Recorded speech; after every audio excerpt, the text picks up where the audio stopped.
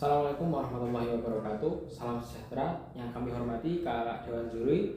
Izin untuk memperkenalkan diri. Yang pertama, saya Kemal Atala Putrajen dari Prodi Rekayasa Nano. Saya Enika Rachandra Ajeng dari Prodi Teknik Industri. Saya Aldo Budianto Novayana dari Teknik Industri. Saya Fikri Faklamati dari Prodi Teknologi Sains Data. Di sini kami izin untuk mempresentasikan inovasi dari final project kami, yaitu lampu surya berbasis NEAC. Pertama-tama kita akan masuk ke satu, yaitu pendahuluan. Latar belakang di daerah jalan lintas Sumatera. Yang pertama, penerangan jalan umum penting untuk keselamatan dan kenyamanan pengguna jalan. Yang kedua, banyak wilayah terpencil dan perkotaan belum memiliki PJO yang memadai. Yang ketiga, kurangnya penerangan meningkatkan risiko kecelakaan lalu lintas.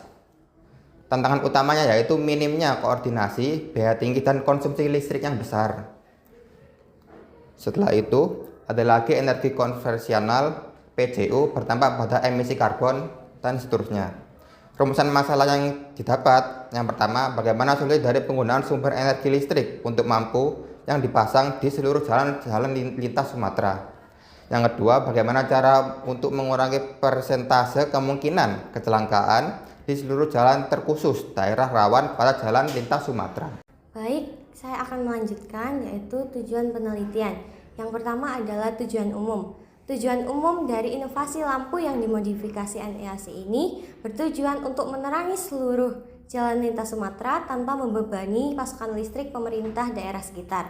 Lalu yang kedua adalah tujuan khusus, yaitu untuk mengurangi persentase angka kecelakaan di daerah jalan lintas Sumatera yang dikenal berliku dan kurang pencahayaan. Lalu selanjutnya adalah manfaat penelitian.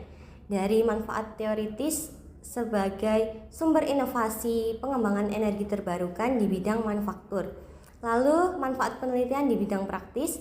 Yang pertama untuk penulis meningkatkan skill dan kreativitas.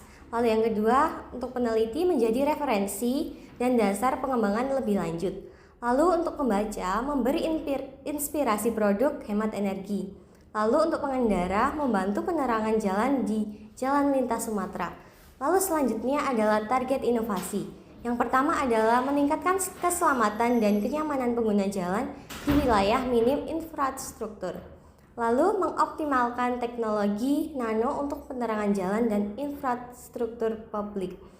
Lalu yang terakhir mengurangi konsumsi listrik konvensional, emisi karbon, dan biaya operasional. Lalu selanjutnya kontribusi penelitian terhadap pengabdian masyarakat. Yang pertama adalah mengurangi persentase angka kecelakaan di daerah. Lalu yang kedua menciptakan inovasi penerangan jalan tanpa membebani biaya listrik di daerah sekitar. Lalu yang ketiga peningkatan efisiensi penyerapan sinar matahari yang berguna bagi kapasitas listrik di daerah Sumatera. Lalu yang terakhir adalah kontribusi penelitian terhadap ilmu pengetahuan. Yang pertama untuk pengembangan teknologi. Lalu yang kedua penerapan penggunaan teknologi berbasis teknologi nano. Baik, yang selanjutnya bab 2 yaitu analisis masalah. Masalah yang pertama, tingginya risiko kriminalitas. Yang kedua, kecelakaan lalu lintas. Ketiga, sulitnya aktivitas masyarakat di malam hari. Dan yang keempat, tagihan listrik yang mungkin bisa sangat tinggi. Untuk contohnya Kabupaten Solok bisa mencapai 438 juta per bulan. Untuk solusi konvensional, kelebihannya yaitu bisa memanfaatkan energi terbarukan. Untuk kelemahannya sendiri, rentan terhadap cuaca ekstrim. Permasalahan teknisnya yaitu efisiensi penyerapan cahaya bisa rendah. Untuk implementasi, penggunaan lampu LED hemat energi cocok untuk daerah terpencil. Untuk solusi inovatif, NEAC meningkatkan penyerapan cahaya matahari, mengurangi emisivitas termal.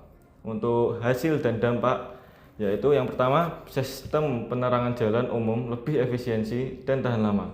Yang kedua, mendukung aktivitas masyarakat malam hari. Yang ketiga, meningkatkan keselamatan dan kenyamanan masyarakat. Dan yang terakhir, berkontribusi terhadap net zero emission dan pembangunan berkelanjutan. Kita masuk ke bab yang ketiga, yaitu pembahasan teman-teman. Nah, lampu surya berbasis NEAC adalah lampu tenaga surya biasa yang kita tambahkan inovasi, yaitu NEAC, Nano Enhanced Absorb Coating, yang dimana bisa memaksimalkan efek penyerapan cahaya matahari di daerah-daerah bendung seperti Bogor misalnya.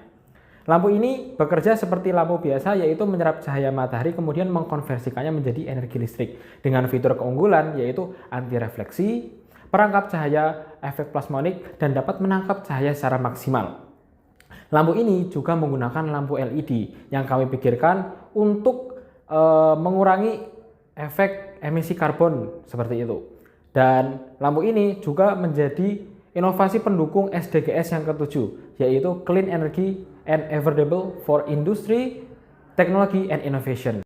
Sekarang kita masuk ke cara kerja lampu surya berbasis NEAC ini. Nah, di sini kita bagi menjadi 4 bagian teman-teman, yaitu yang pertama panel surya berbasis NEAC, kemudian yang kedua konversi energi, kemudian yang ketiga yaitu penyimpanan energi listrik, dan yang terakhir adalah penerangan lampu dengan sensor cahaya. Kita masuk ke yang pertama, yaitu panel surya dengan NEAC ini. Nah, panel surya ini seperti panel surya pada umumnya konvensional, tapi ditambahkan dengan inovasi NEAC, yaitu lapisan tipis di atas panel surya ini yang terdiri dari titanium dioxide, grafen, karbon nanotubes yang berfungsi sebagai penyerap maksimal cahaya matahari. Kemudian yang kedua yaitu konversi energi.